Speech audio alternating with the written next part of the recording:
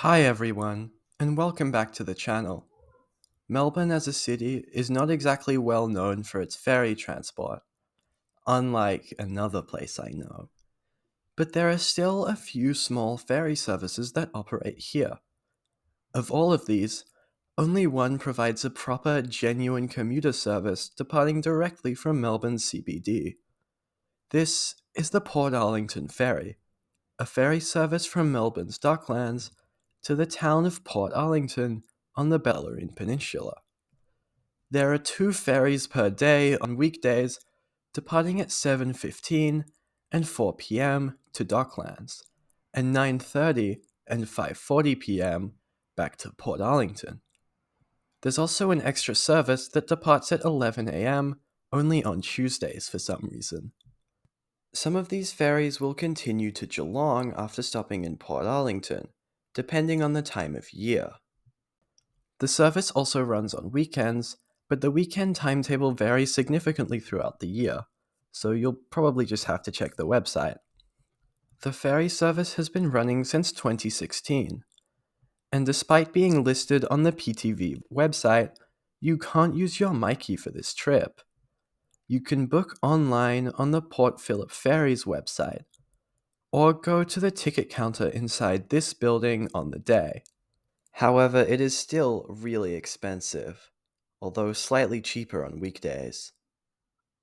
The ferries depart Central Pier Terminal, opposite Docklands Stadium and a short walk from Southern Cross. Trams also depart from here to many locations across the city. You line up to board the boat and your ticket is checked. I made this trip to Port Arlington on a hot day on the weekend, which means lots of tourists were on this boat. However, on weekdays and during the winter, this service is much more commuter oriented, and still has pretty good ridership. This is the only route run by Port Phillip Ferries that always operates on weekdays. There are other ferries such as Geelong to Melbourne that only run for tourists on weekends and during holiday periods, as there are much faster forms of transport. The location of Port Arlington means that it's actually faster to take the ferry than driving all the way past Geelong, so no wonder so many people use it. The boat itself has 2 indoor seating areas, as well as outdoor viewing points at both the front and back, and even a bike storage area, which is a great addition. You can also purchase food and drinks from the cafe bar on board, which are, okay, perfectly serviceable for a route like this. The ferry starts off slow traveling down the Yarra River, but speeds up dramatically once out into the bay. This is because the Yarra has a strict speed limit for passenger boats, due to the large amount of container ships arriving at the port, something which slows down the journey quite a bit. There have been many proposals to remove this speed limit, or at least reduce it, in the past few years, but nothing has been done about it. After cruising through the quite frankly unremarkable Port Phillip Bay, Port Arlington comes into view. We arrive and disembark at Port Arlington Pier, which has a small waiting area and is a short walk up this hill to the main area of the town. You can also find Port Arlington Beach here, which was very popular today. While this was, of course, the busy period, the boat was still very packed.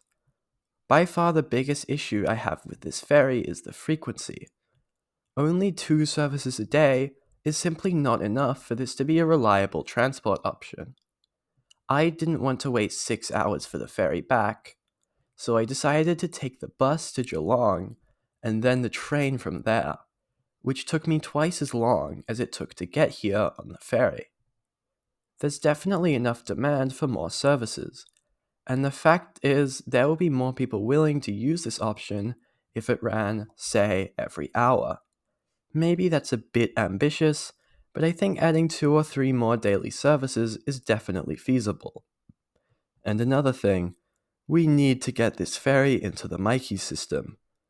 $21 is a pretty steep price, but under a Myki fare, one trip would only cost $5.50, a much more reasonable payment.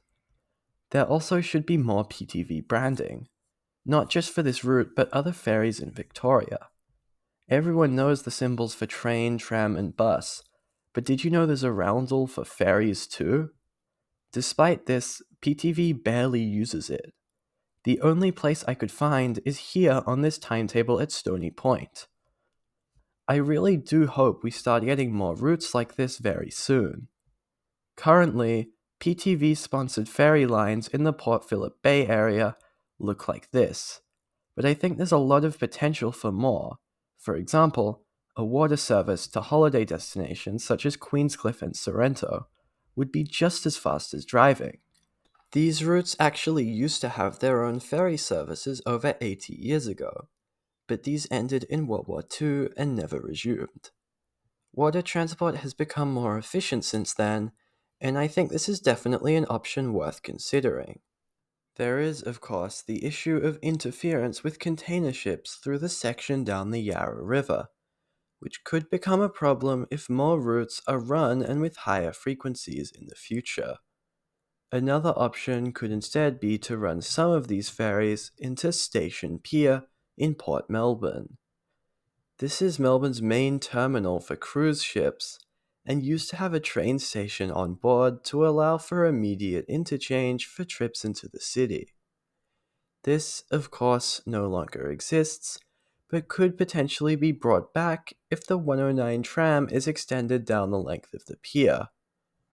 And I think there's a lot of potential for ferries heading east to west too, such as Geelong to Frankston or Mornington. Melbourne may not be quite as ideal for ferry transport as Sydney, but I think there's still a pretty decent opportunity we're missing out on. Ferries really should be featured as one of the integral Melbourne transport modes, alongside trains, trams and buses. Almost every other major city in Australia has integrated ferry transport, with networks of varying sizes. The only place where this isn't the case is Adelaide, and it's pretty obvious why. The River Torrens is just way too small.